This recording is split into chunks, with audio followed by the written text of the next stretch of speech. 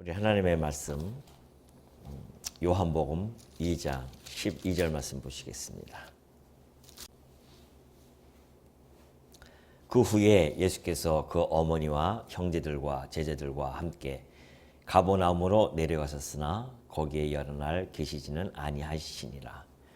유대인의 유월절이 가까운지라 예수께서 예루살렘으로 올라가셨더니 성전 안에서 소와 양과 비둘기 파는 사람들과 돈 바꾸는 사람들이 앉아 있는 것을 보시고 노끈으로 채찍을 만드사 양이나 소를 다 성전에서 내쫓으시고 돈 바꾸는 사람들의 돈을 쏟으시며 상을 엎으시고 비둘기 파는 사람들에게 이르시되 이것을 여기서 가져가라. 내 아버지의 집으로 장사하는 집을 만들지 말라 하시니 제자들이 성경 말씀에 주의 전을 사모하는 열심히 나를 삼키리라 한 것을 기억하더라. 17절까지 봉독해 드렸습니다. 우리 지난 시간에 예수님께서 가나 혼인잔치를 통하여서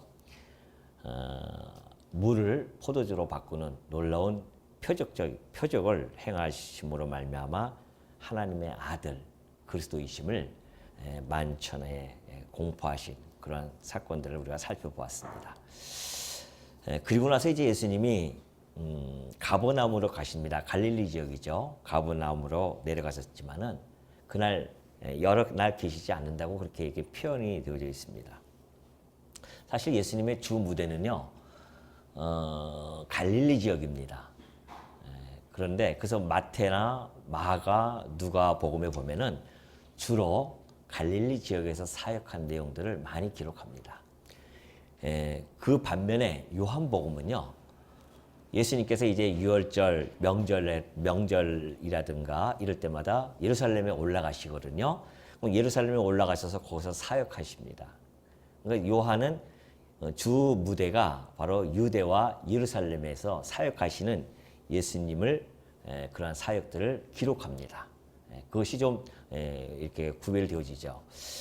그렇기 때문에 요한은 주로 예수님께서 이제 예루살렘에서 하셨던 모든 역사를 기록함으로 말미암아 하나님의 아들이시다 이런 것을 증언하는 내용으로 우리는 받아들여지게 됩니다. 자, 그럼 이제 오늘 13절을 보면은 역시 유대인의 유월절이 가까웁니다. 그래서 예수님이 늘 하시던 방식으로 성전에 들어가시는데 이게 웬일입니까? 장사꾼들이랑 가득 차 있어요. 그러니까 예수님 너무 화가 나셔서 그 노끈을 채찍으로 만드셔서 그들을 몰아내시고 상을 엎으시는 이러한 장면을 우리가 지금 상고하고 있는 중이죠.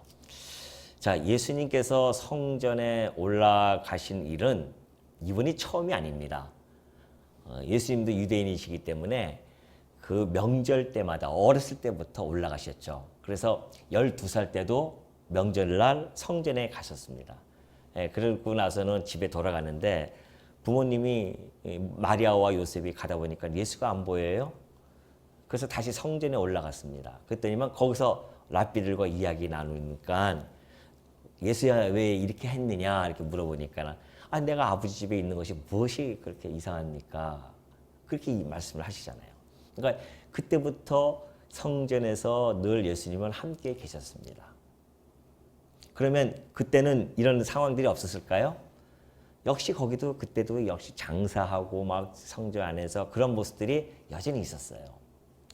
그리고 나서 예수님이 뭐 20살 되고 25살 되고 그때도 여전히 있었습니다. 오늘 우리가 이 장면은요, 이제 예수님께서 메시아로서 30세 되시고 나서 메시아로서의 그 사명을 감당하기 위하여 공적인 사역을 시작한 겁니다. 공생의 시작이죠. 그 공적 사역에 있어서 유월절에 올라가신 겁니다. 지금부터는 이제 메시아로서의 사역 속에서 이것을 바라봐야 됩니다. 30세가 넘으셔서 이제 시작되어졌기 때문에 그때에 이제 유월절에 올라가신 거예요. 그러니까 거기서 보고 그들을 그렇게 책망하시고 성전을 정화하는 이런 작업들은 메시아로서의 그 역할을 하는 중입니다. 이제 본격적으로. 자, 그렇다고 한다면 예수님이 성전에 올라가는 일은 가서 이렇게 상을 엎으시고 이런 모든 것들은 그냥 이루어진 것이 아닙니다. 이건 철저하게 구약에 약속되어진 대로 지금 그 일을 해가고 계십니다. 다시 말해서 구약에는 예수님이 이 땅에 태어났을 때부터 시작해서 마지막 부활 승천하시기까지의 모든 기록들이 다 수록이 되어 있어요.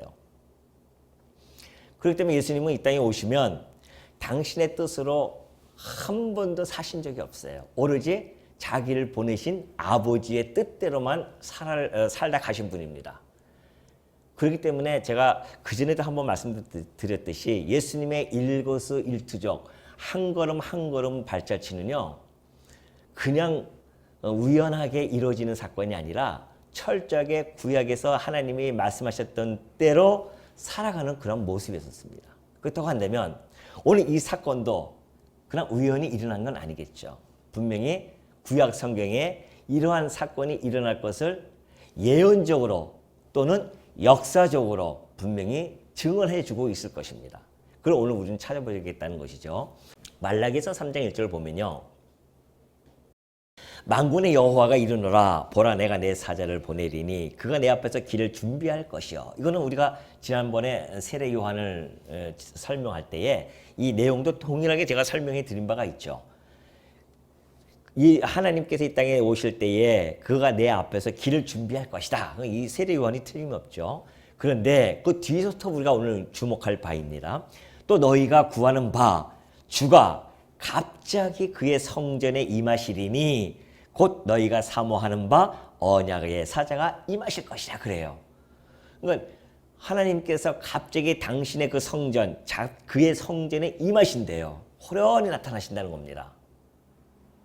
그래서 어떻게 하시는가? 다음 2절에 보면은 나타나 있죠. 그가 임하시는 날을 누가 능히 당하며 그가 나타나는 때에 누가 능히 서리요? 그는 금을 연단하는 자의 불과 표백하는 자의 잿물과 같을 것이라 그래요. 그러니까 그 성전에 임하시는 그 주님께서는 마치 불을 연단시키는 불처럼 또는 표백시키는 잿물과 같을 것이다. 그런 이야기입니다. 그건 무슨 이야기입니까? 불은 금을 연단시킬 때요, 그 불순물들을 다 제거하고 정금을 만들어 버립니다.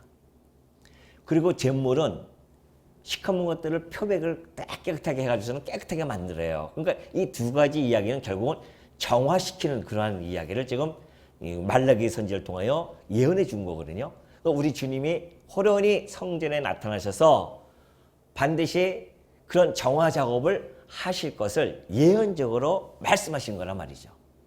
그러니까 예수님이 이 성전에 그동안 계속 오셨지만은 이제는 메시아로서 주로서 그가 공적인 사역을 시작했기 때문에 거기서 유월절 전에 예루살렘에 올라가서 이들에게 정화 작업을, 성전 정화 작업을 시작한 거라 이 말씀이죠. 너무 놀라운 거 아닙니까? 그것조차도 하나님께서, 예수님께서는 하나님의 말씀대로 그 뜻대로 그대로 행하시는 모습을 보여줍니다. 뿐만 아니라 역사적인 측면에서 보면요, 역사적에서 그 이스라엘도 그렇고 유다도 그렇고요, 유월절을 그렇게 잘 안 지켰습니다. 유월절을. 그러다가 유다 나라에 걸쭉한 두 왕이 나타납니다. 그것이 바로 히스기야 왕하고 요시야 왕이었어요. 이 두 왕이 하나님의 율법을 바라보면서 그들이 회개하면서 거대하게 유월절 행사를 치릅니다. 그 전에 성전 유월절 전에 성전 정화를 하는데 히스기야 왕은 어떻게 했냐면요, 열대하 30장 13절 보면 그래요. 둘째 달에 백성이 무교절을 지키려 하여 예루살렘에 많이 모이니 매우 큰 모임이라 무리가 일어나 예루살렘에 있는 제단과 향단들을 모두 제거하여 기드론 시내에 던져버립니다. 원래는 이제 6월절은 1월 달에 아비월 해가지고서는 1월 달에 지내야 되는데 여기서는 둘째 달에 지내요. 왜 그랬냐면은 그동안 6월절을 안 지켰습니다. 이제 이 히스기야 왕이 그걸 깨닫고 6월절을 지키다 보니까는 1월 때는 도저히 지킬 수가 없습니다. 왜? 백성들에게 다 공문을 보내야 되기 때문에 각 지역에 공문을 보내야 된단 말이죠. 지금처럼 뭐 문자가 있어서 탁 하면 곧바로 오지만은 그때는 말 타고 걸어서 가서 다 공문을 전해야 됩니다. 그러니까 1월 달에는 도저히 할 수가 없기 때문에 한 달을 연기시킵니다. 그래서 둘째 달에 한 거예요. 근데 6월절 무계절이죠. 그걸 지키러 하기에 사람들이 막 모이니까 그때에 우상들의 제단, 향단 모든 것들 다 제거해버려요. 정화시켜버립니다.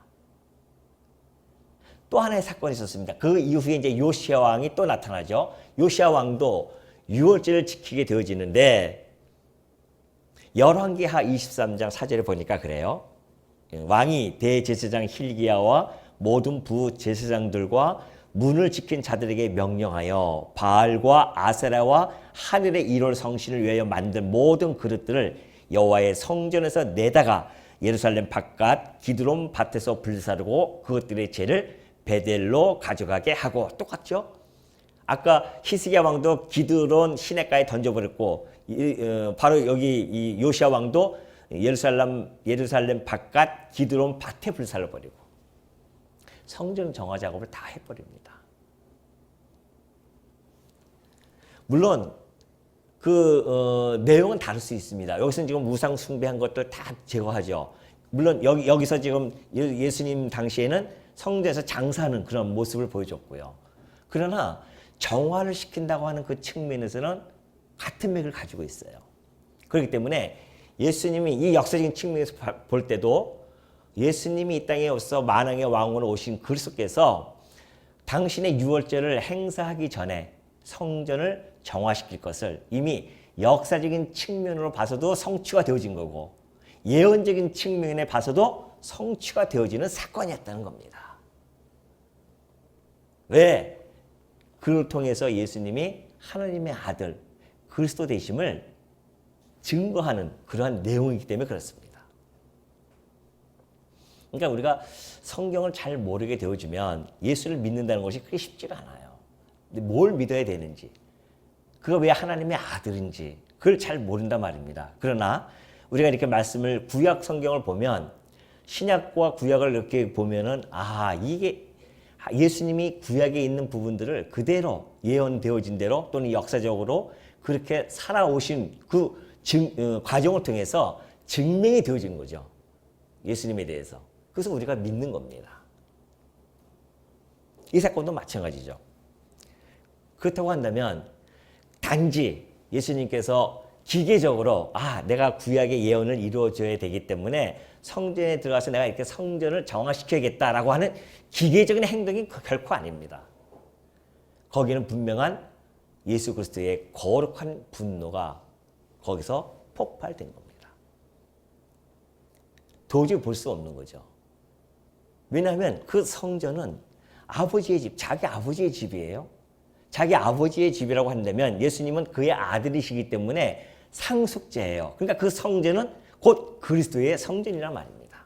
근데 가서 제사장들에게 맡겼더니만 그 제사장들이 그 성전을 잘 관리해야 할 제사장들이 오히려 이런 일들을 그냥 방관하고 있었습니다. 그러니 어떻게 예수님이 가만히 있겠습니까? 그래서 그분이 분노를 한 겁니다. 내 집에서 너희들이 지금 뭐하는 짓이냐는 거죠.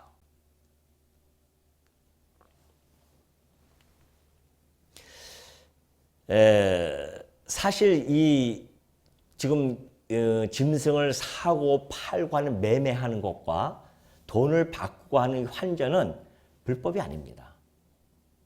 이건 불법이 아니에요. 왜냐하면 신명기에 보면 그런 하나님께서 일찍이 모세에게 그런 이야기 하십니다. 내가 너희들에게 준 그 가나안 땅에 들어가면 이제 처소를 마련할 것이다. 성전을 마련하면은 너희들이 이제 뭐 1년에 3차례씩 온다거나 또는 무슨 제사를 지내러 온다거나 할 때에 그냥 올 수는 없잖아요. 하나님께 제물을 가지고 옵니다. 생각해 보십시오. 만약에 서울에서 성전이 있다고 한다면 저 멀리 부산에서 그 소를 끌고 어떻게 오겠어요? 그렇게 하지 마라. 너희들이 그 수확물이 많아서 하나님께 드릴 것이 있다고 한다면 거기서 돈으로 바꿔가지고 와라.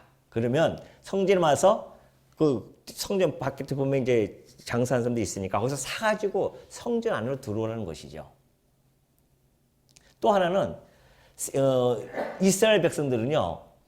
20세가 넘으면 생명의 속전을 내야 됩니다. 그 성소 세겔로 해서 반 세겔을 내는 겁니다. 그러니까 로마 주화를 사용하던 사람들이 와서 그걸 그냥 낼 수는 없어요. 그래서 성소의 세겔로 바꿔야 됩니다. 그래서 환전소가 필요해요. 이게 하나님께서 이미 다 율법을 통하여 그런 것들을 규례로 율법으로 주신 거란 말입니다. 그것은 불법이 아니에요. 문제는 14절 앞에 나타나요. 어디서 나타났습니까? 성전 안에서 그 일을 했다는 것이 문제입니다. 성전 밖에서 해야 할 일들이 있었습니다. 자, 이 장사꾼들이요, 왜 성전 안으로 들어오게 되어지냐면, 성전 밖에서 이제 하다 보면 장사라고 하는 것은 뭡니까? 제일 중요한 게 뭘까요? 장사는 목이죠. 목이 좋아야 그래야 장사가 잘 된단 말입니다. 그러니 그 짐승을 팔고 돈을 바꾸는 그 장사를 할 수 있는 몫은 어디가 제일 좋을까요? 성전이 가까울수록 좋겠죠. 그러니까 성전 밖에서 가까이서 막 장사를 합니다. 그러다 보니까는 좀 더 이 성전 안에 들어가서 장사하면 더 좋을 수도 있겠다 해서 그들이 그 제사장들이 에게 가서 뭐 했겠죠. 그래서 그 제사장들이 그럼 자리세를 내라 해서 성전 안에서 그 일을 합니다. 자리세를 내는 거예요, 이제. 근데 어디서 했냐면은 이방인의 뜰에서 합니다. 그 성전에는요, 처음 그 문 들어가면 이방인의 뜰이 있고, 그 다음에 여인의 뜰이 있습니다. 그리고 나서는 유대 남자들의 뜰이 있고요. 마지막으로 제사장 뜰이 있어요. 그러니까 이방인의 뜰이니까 아마 제사장들도 이방인의 뜰인데 뭐 거기까지는 자기네들이 좀 여유가 있었는지 모르겠지만은 그걸 내준 거예요. 그렇다고 한다면 그 이방인의 뜰에서 장사하는 사람들이 자리세를 낼 수밖에 없으니 그 자리세를 걷어들이기 위해서는 어떻게 됩니까? 폭리를 취하는 겁니다. 거기서 폭리를 취하기 시작합니다. 그리고 돈을 많이 남기려면 물건을 하자 있는 물건을 갖다가 파는 거예요. 그냥 거룩하고 흠이 없는 그러한 재물을 드려야 하는 성전에 약간 험이 있는 것들을 갖다가 팔아뿌리는 겁니다. 그것도 폭리를 취해서. 그러니까 예수님이 나중에 이제 이 요한복음에는 안 나타나 있지만은 마태, 마가, 누가복음에는 예수님이 그런 말씀하세요. 너희들이 어떻게 강도의 구려를 만들고 있느냐 지금 그렇게 말씀하시거든요. 강도와 같다는 거죠, 너희들이. 그러니 거기서 장사하니 예수님이 왔을 때는 속이 뒤집어질 수밖에 없습니다. 왜 그러냐 하면은 이사야 56장 6절로 넘어가야 그것이 이해가 되어집니다. 이사야 56장 6절 가볼까요? 또 여호와와 연합하여 그를 섬기며 여호와의 이름을 사랑하며 그의 종이 되며 안식일을 지켜 더럽히지 아니하며 나의 언약을 굳게 지키는 이방인마다, 이 포인트입니다. 나의 언약을 굳게 지키는 이방인마다 내가 곧 그들을 나의 성산으로 인도하여 기도하는 내 집에서 그들을 기쁘게 할 것이며 그들의 번제와 희생을 나의 제단에서 기꺼이 받게 되리니 이는 내 집은 만민이 기도하는 집이라 일컬음이 될 것이니라. 지금 하나님께서 이사야 선지자를 통해서 이방인들이 성전에 와서 제사를 드리면서 기도하면서 하나님께 기도하는 집이 될 것이다. 그래서 만민이 기도하는 집이 될 겁니다. 그래서 이방인의 뜰을 만들어 가지고서는 이방인들이 거기에 와서 유대인의 뜰까지 못 들어갑니다. 이방인들이 그 성전 안에 들어온다고 하는 것이 중요한 거죠. 유대인만이 들어오는 것이 아니라 이방인들도 들어와서 거기서 하나님께 기뻐하며 제사를 드리면서 하나님께 기도하는 그 뜰이었단 말입니다. 그 아버지의 집은 기도하는 집인데 이방인들도 참여해서 기도할 수 있는 그 뜰을 장사꾼들이 차지해버렸어요. 그들은 처음에는 뭐 가슴이 좀 두근두근 거렸겠죠. 제사장들도 그 뜰을 내주면서 이거 될까? 이거 괜찮은 건가? 그러다가 한 번 하고 두 번 하다 보면은 불감증이 생겨요. 그럼 무의식 속에서 그냥 해버리는 겁니다. 그러니까 그들은 당연히 그렇게 한 거예요. 그동안에. 당연히 했는데 예수님은 그게 보인 겁니다. 아니 이것들이 한마디로 그런 거죠. 이것들이. 그러니 거룩한 분노가 어떻게 나타나지 않을 수 있습니까? 내 집은 만민이 기도하는 집인데 여기서는 지금 표현이 안 돼 있지만은 다른 복음서에서는 예수님이 하신 말씀이 그 얘기예요. 아니 내 집은 아버지의 집은 만민이 기도하는 집이라 일컬음을 받으리라 했는데 너희들이 어떻게 강도의 구렬로 만드냐 말이죠. 예? 이방인의 복된 소식이 이 성내에서 퍼져나가고 이곳에서 지금 하나님 앞에 나아갈 수 있는 유일한 길인데 그걸 막아버린 거예요. 지금 복음을 막아버렸단 말입니다. 그럼 어떻게 하는 예수님께서 가만히 있을 수 있겠습니까? 복음을 위하여 오신 우리 주님이 그들을 내쫓을 수밖에 없죠. 이놈들아 하면서는.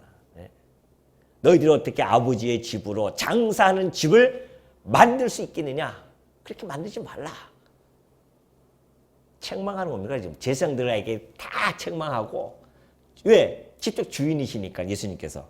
주인으로 오셨기 때문에 그 일을 해 나가고 있는 것이죠. 그러니까 제자들이 성경 말씀에 그래요. 성경 말씀에 주의 전을 사모하는 열심히 나를 삼키리라 한 것을 기억하더라. 그 일을 그 사건을 바라보면서 제자들이 생각난 것이 있어요. 그것이 바로 다윗이요. 하나님의 집을 섬기면서 그 하나님을 열심을 내셨습니다. 그러니까 많은 사람들이 그를 핍박하고 그를 갖다가 저기 막 그래 그 다윗을 갖다가 욕하고 비방하고 막 그랬단 말이죠. 그러니까 다윗이 기도하면서 주여 저들이 내가 당시 하나님의 집을 열심히 섬김이 저들에게 오히려 비방이 되어졌나이다. 그런 시를 시편에서 그렇게 한 겁니다. 시편 69편 9절에 보면 그렇게 되어져 있어요. 이것이 바로 그 말씀이죠. 17절 말씀이. 그러니까 제자들이 그걸 보면서 야 저게 바로 그 신약 시편에 있었던 그 말씀이 기억이 난 거예요. 아 주의 전을 사모하는 열심히 나를 삼키라는 것을 기억합니다. 왜? 예수님이 이 성전을 섬기는 이 열심이 결국은 그가 죽으실 때에 그게 고소죄가 되어집니다. 이것이 같이 연결되어져서 이제 나타나지만은 이따가 성전을 헐라 내가 3일 만에 일으키겠다. 뭐 이런 이야기를 했다는 거죠. 그러니까 예수님이 그 재판 받을 때에 증인들이 거짓 와서 막 증거를 하려고 하는데 잡을 수가 없어요. 이 죄를 갖다가 책 잡을 것이 없단 말입니다. 그래서 겨우 2명이 와서 한 이야기가 저자가 저 성전을 헐어버리라고 했습니다. 하나님의 성전을. 그러면 3일 만에 자기가 일으킨다고 했습니다. 그게 고소죄였었습니다. 이게 제자들이 그걸 알고 있기 때문에 이것을 기억한 겁니다. 그때 나중에. 주의 전이 사모하는 것이 그를 삼킬 것이다. 결국은 이것 때문에 그 기득권에 의해서 예수님은 결국은 십자가에 못 박혀 죽게 되어지는 사건으로 나타나는 겁니다. 이런 것들을 봤을 때는 아까 얘기했지만은 구약 성경은 예수님께서 하나님의 그 말씀이죠. 구약 성경이 하나님의 말씀이고 예수님이 오셔서 그 일들을 해 나가는 것은 하나님의 일이었었습니다. 지난번에 제가 말씀드리는 것이 바로 이 이야기였었어요. 그 설명을 해 주는 거예요. 예수님은 그 일을 행함으로 그 말씀에 대해서 증명해 주고 이렇게 철저하게 하나님의 뜻대로 사는 자가 어디 있습니까? 첫 아담은요. 이 땅에 와가지고서는 아버지의 말씀, 하나님의 말씀을 분순종함으로 말미암아 사망이 들어왔습니다. 그런데 우리 주님은 철저하게 하나님의 뜻대로만, 하나님의 말씀대로만 순종하면서 살아왔습니다. 그 결과로 우리에게 영생을 주신 겁니다. 이것이 첫 아담과 둘째 아담의 차이점입니다. 우리 주님은 자기 뜻대로 사신 법이 없어요. 오로지 하나님의 뜻대로만 살았던 그런 모습을 우리는 앞으로 더욱 선명하게 우리가 그것들을 발견하게 되어질 것입니다. 그러면서 이제 18절을 넘어가니까 이렇게 말씀하세요. 이에 유대인들이 대답하여 예수께 말하기를 내가 이런 일을 행하니 무슨 표적을 우리에게 보이겠느냐 그런 이야기합니다. 그러니까 예수님께서 하신 말씀이 왜 아버지의 집으로 장사하는 집을 만들지 말라 했더니만 대답을 하는 것이 아니 그러면 당신이 도대체 누구길래 이런 일을 행하냐 말이죠. 표적 한번 보여줘 봐라. 이런 일을 행할 수 있는 자격 요건이 있는 자인지 이런 일을 행할 수 있는 권위가 있는 자인지 한번 보여줘라. 그런 이야기예요. 그 때문에 예수님이 하시는 말씀이 너희가 이 성전을 헐라 내가 사흘 동안에 일으키리라. 유대인들이 이르되 이 성전은 46년 동안의 지역권을 네가 3일 동안에 일으키겠느냐 하더라. 그러나 예수는 성전된 자기 육체를 가리켜 말씀하신 것이라. 죽은 자 가운데서 살아나신 후에야 제자들이 이 말씀하신 것을 기억하고 성경과 예수께서 하신 말씀을 믿어 따라. 아주 중요한 개념이 지금 예수님의 입술을 통하여 선포가 되어졌습니다. 자, 성막이라고 하는 것은 이제 예수님께서 그래요. 내가 성전이다 그런 말씀하십니다. 그것은 구약의 전체적인 내용을 집약시키고 그걸 선포하는 내용이죠. 자, 그러면 우리가 한번 살펴보도록 하겠습니다. 자, 모세 때 하나님께서 성막을 지라고 하십니다. 성막은요, 하나님께서 그러죠. 성막은 내가 너희와 함께 있을 것이다. 내가 거할 처소를 지어라. 성막이죠, 그게. 성막을 지으면서 하나님께서 내가 너희들이 유일하게 나를 만날 수 있는 곳, 그것이 성막입니다. 그리고 그들의 죄를 속함을 받을 수 있는 곳, 성막입니다. 아주 중요한 개념이에요. 성막을 하나님께서 왜 지으셨냐면은 하나님이 그곳에 함께하고 계시면서 그곳에 거하시면서 이스라엘 백성들로 하여금 유일하게 만날 수 있는 장소이며 거기서 자기네들의 죄를 속죄함을 받을 수 있는 곳입니다. 성막이 너무 중요하죠. 성막이 없으면 이스라엘 존재 자체가 아무 의미가 없어집니다. 그래서 이 성막은 인간들이 자기네들의 계획을 세워서 짓는 곳이 아닙니다. 이방인의 신전과 아주 뚜렷하게 차별되어지는 이유는 이방인들의 신전은 자기네들이 지어요. 자기네들이 계획을 세우고 설계를 하고 도면을 가지고 자기네들이 짓습니다. 그래서 그들의 성전 보십시오. 그 성전 기둥들이 막 이렇게 가지고 버터부터 쓰지 않습니까? 그냥 건물이 얼마나 큰지 몰라요. 그런데 우리 하나님이 계실 그 성막은요, 얼마나 디테일한지 모릅니다. 여기는 몇 자, 여기는 몇 자까지 하라, 여기는 어떻게 지어라, 고리는 어떻게 하라. 이런 건 하나님께서 직접 다. 그래서 출애굽기 30장부터 40절까지가 그건 다 나타나 있습니다. 출애굽기 30장부터 40장까지 내용이 성막을 짓는 양식을 가르쳐주고 그것을 짓는 모습이 그 안에 다 담겨져 있는데 그거 한번 읽어보십시오. 사람의 지혜로는 알 수 없는 것입니다. 하나님이 일일이 다 가르쳐줘요. 그러면 사람이 이제 가서 지을 텐데 자기의 인간의 지혜로 그걸 지을 수 있습니까? 안 그래요. 그래서 하나님께서는 특별히 두 사람을 택합니다. 유다 지파의 부살리라고 하는 자와 단 지파의 오홀리베라는 두 자를 딱 택해서 그들에게 뭘 주시냐면 지혜와 총명을 주십니다. 지혜가 없으면요, 하늘에부터 내려오는 지혜가 아니면 그 성막, 하나님이 거하실 그 성막을 지을 수가 없어요. 그 성막을 그래서 모세를 통하여 성막을 지었습니다. 그리고 이제 가나안 땅에 들어갔어요. 가나안 땅 들어가니까 하나님께서 다윗아 너는 피를 많이 묻혔기 때문에 안 된다. 그래서 너의 아들 솔로몬을 통해서 성전을 지어라 그러죠. 그래서 솔로몬을 통하여 성전이 지어집니다. 솔로몬이 무슨 그 대명사가 뭡니까? 솔로몬에 대한 칭호가 뭐였었습니까? 지혜의 왕이었었어요. 솔로몬에게 지혜를 하나 그럼 유금없이 부어서 주시고 그 지혜로 성전을 짓게 하십니다. 솔로몬을 통해서. 그리고 나서 또 하나 이제 이 성전이 586년도에 바빌론에 의해서 다 회파가 되지 않습니까? 그리고 70년 만에 다시 돌아와요. 그래서 돌아와서 지어진 성전이 바로 스룹바벨 성전이라고 합니다. 스룹바벨의 그 유다 왕족 아닙니까? 스룹바벨이 앞장서 가지고서는 그 바빌론 포로에서 돌아오면서 성전을 짓기 시작하죠. 그래서 스룹바벨 성전 그렇게 칭호를 하고 있습니다. 그리고 나서는 아무래도 이 성전은 솔로몬 성전보다는 규모 면에서는 아주 작죠. 포로에서 들어와서 무슨 뭐 있겠습니까? 그래서 좀 작지만은 그래도 성전을 지었습니다. 그리고 나서는 이제 헤롯 대왕이 나타나요. 헤롯이 나타나서 그 이스라엘 나라 갖다가 이렇게 다스리게 되어지는데 헤롯은 이두메 족속입니다. 그죠? 에서 족속이에요. 에서 후손입니다. 근데 에서 후손이 야곱의 족속을 지금 다스리고 있는 거예요. 그러니까 늘 찜찜하고 늘 자기는 불안한 겁니다. 아, 저들의 저 환심을 좀 사야겠다. 그래서 이때의 그 조그만 성전을요, 어마어마하게 그냥 중수하기 시작합니다. 막. 중축을 하는 거예요, 계속. 언제부터?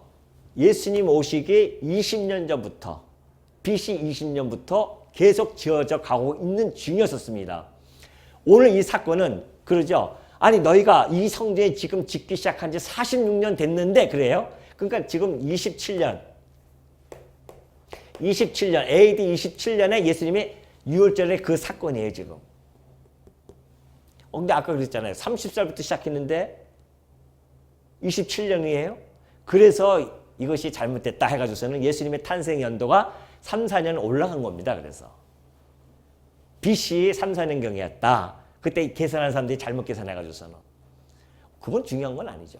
하여튼 27년경에 성전을 증축합니다. 그러나 이때도 안 끝났어요. 성전이 언제 완성되면 67년도에 완성이 되어집니다. 자그마치 90년이 가요. 87, 8년이 갑니다. 그 2, 3년 있다가 그 성전 완전히 어떻게 됩니까? 성전이 회파 완전히 무너집니다. 성전이 완전히 무너져. 아니 없어져요. 그냥 무너지는 게 아니라 성전이 완전히 없어집니다. 이 성전이 다 없어져 버려요. AD 70년에. 그런 가운데 지금 이 상태에 여기 있는 겁니다. 좀 있으면 무너질 것이고 이때에 예수님이 이들과 만나서 하는 이야기예요. 나누는 대화인데 사람들은 이렇게 성전을 갖다가 열심히 이스라엘 백성들이 세웠지만은 하나님께서는 뜻이 있었단 말입니다. 이 성막을 세우고 성전을 세우는 것은 이것이 뭐였다? 모형이었다는 겁니다. 근데 몰랐어요, 사람들은.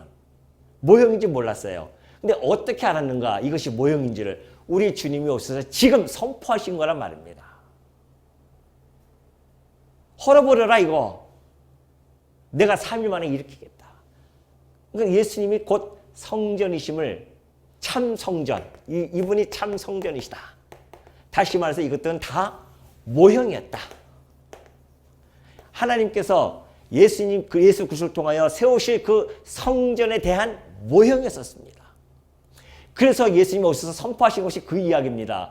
나로 말미암지 않고는 아버지께를 만날 수 없다. 그런 이야기를 하신 이유가 성전에 가야만이 하나님을 만날 수 있는데 예수님을 통해서만이 하나님을 만날 수 있는 길이에요.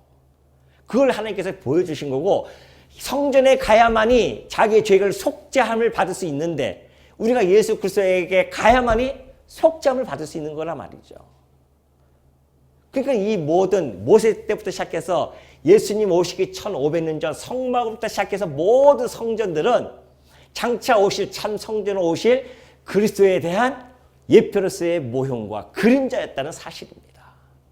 이걸 히브리서 기자가 아주 멋들어지게 해석해 주지 않습니까? 그러니 참 성전에 오신 거예요. 드디어. 그래서 여러분 세상 사람들은 이걸 어떻게 이해가 되어지겠냐 말이죠. 무슨 성전이냐 예수님이. 근데 이것을 하늘의 지혜가 아니면은 이해할 수가 없는 겁니다. 오늘 여러분들이 이것을 깨달을 수 있다고 하는 것은 안에 성령께서 내주하고 계시기 때문에 깨닫는 것이지 세상 사람들이 이거 얘기하면 무슨 이야기인지 모릅니다. 이 놀라운 이야기 아니에요? 어떻게 사람이 성전이냐 뭐 그렇게 이해하지도 못하죠. 근데 우리는 이걸 보면서 야 맞다. 신령한 성전에 대한 육신으로 보이는 성전이 아니라 신령한 성전에 대한 모형과 그림됐다는 사실을 우리가 알게 되어지면 하나님께서 일찍이 이때부터 계속해서 내가 예수 그리스도를 보내겠다고 하는 그 메시지가 이걸 통해서 전해진 겁니다. 그러니까 예수님이 오셔서 하신 말씀이 그 말씀 아닙니까? 이 모든 것들이 다 내게 대하여 증거하는 것이야. 하나님께서. 그러니 여러분 그 예수님이 오셔서 이제 당신이 진짜 3일 만에 부활하셔가지고서는 그때부터 성전을 익히고 나서 당신이 머릿돌이 되시고 성전을 짓기 시작한 거 아닙니까 지금. 예수 그리스도께서 집을 짓게 되어진단 말이죠. 그것이 어디에 나타나냐면요. 우리가 한번 볼까요? 사무엘하 7장 13절 한번 보도록 하겠습니다. 사무엘하 7장 13절 보면 그는 내 이름을 위하여 집을 건축할 것이요 나는 그의 나라 왕위를 위하여 왕위를 영원히 견고하게 하리라 그래요. 이거 물론 이제 하나님이 다윗에게 언약을 해주는 부분입니다. 너희 아들이 집을 건축할 것이다 그래요. 그는 곧 솔로몬입니다. 지혜의 왕 솔로몬이 내 이름을 위하여 집을 건축할 것이다. 그래서 나는 그의 나라 왕위를 영원히 견고하게 할 것이다. 이거 모형이었죠. 솔로몬 모형이었습니다. 다시 말해서 참 하늘의 지혜자이신 예수 그리스도께서 이 땅에 오셔서 지으실 성전에 대한 것을 지금 예언해 주는 내용입니다. 다윗에게 1차적으로 이루어지고 솔로몬을 통해서 1차적으로 이루어지고 모형적으로 실체적으로 예수 그리스도께서 오셔서 이루어질 것을 지금 예언해 주는 내용이었고요. 스가랴 6장 12절 보면요. 그 이후에 스가랴 선지자를 통해서 이렇게 얘기합니다. 말하여 이르기를 만군의 여호와께서 이같이 말씀하시되 보라 싹이라 이름하는 사람이 자기 곳에서 돋아나서 여호와의 전을 건축하리라. 예수님이 그냥 오셔가지고서는 그냥 자기 스스로 생각해서 내가 성전이다 그렇게 얘기한 게 아닙니다. 이미 구약에 다 예언이 되어져 있었어요. 싹이라 하는 자가 싹이라 이름하는 자 하는 사람이 자기 곳에서 돋아나 가지고서는 하나님의 전을 건축할 것이다. 예수님 오셔가지고 지금 건축하고 있지 않습니까? 그리고 나니까는 죽은 자 가운데서 살아나신 후에야 예수님이 제자들이 이 말씀하신 것을 기억해요. 예수님이 부활하신 걸 보고 성경과 예수께서 하신 말씀을 믿기 시작합니다.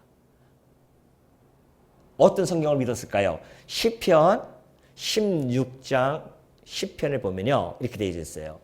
이는 주께서 내 영혼을 스올에 버리지 아니하시며 주의 거룩한 자를 멸망시키지 않으실 것임이니라.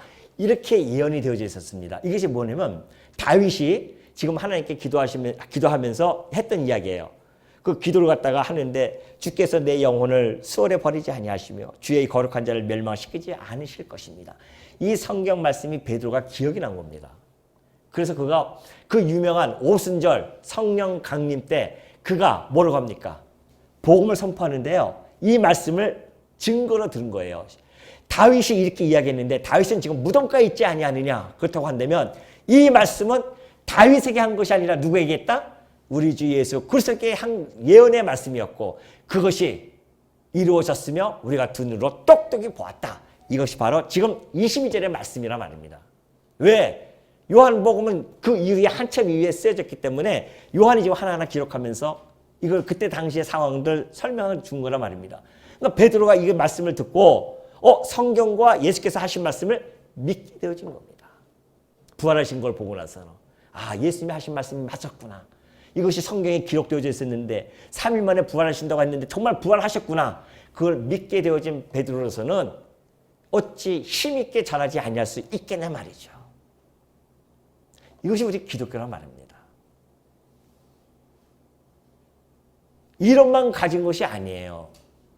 이방 종교들이 이론만 가지고 있다고 그래서 세워진 종교이지만은 우리 기독교는 그 이론이 역사적인 사실화가 되어짐으로 말미암아 우리로 하여금 믿음을 갖게 해주는 그래서 우리가 그 예수 그리스도를 믿을 수 있는 제자들만 믿는 것이 아니라 제자들이 이것을 보고 믿어서 써서 기록해서 우리들로 하여금 읽고 믿게 해주기 위해서 지금 그들에게 하나하나 보여주는 사건들입니다.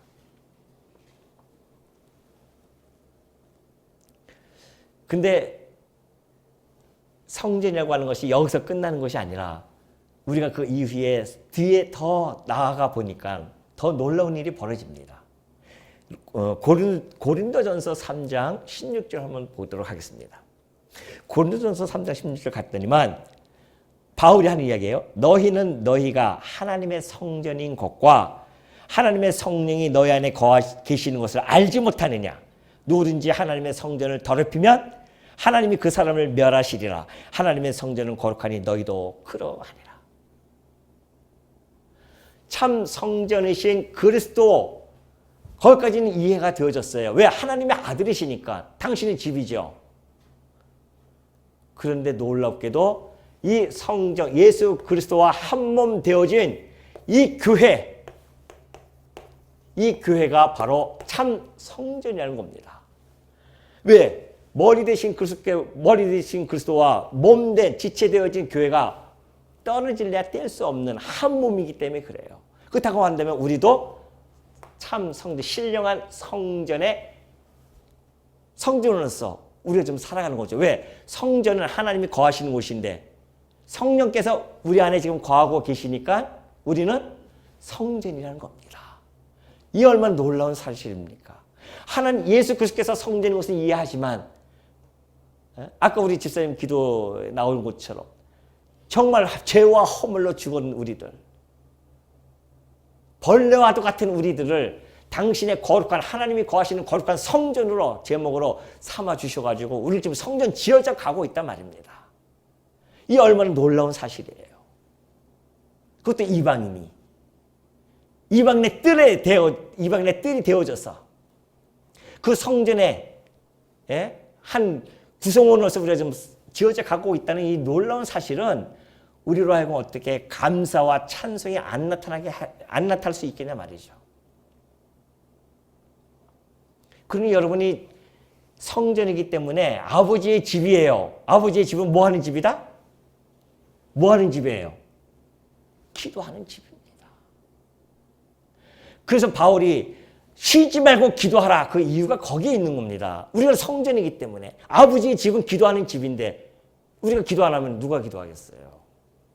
우리가 쉬지 않고 기도하는 집입니다. 그래서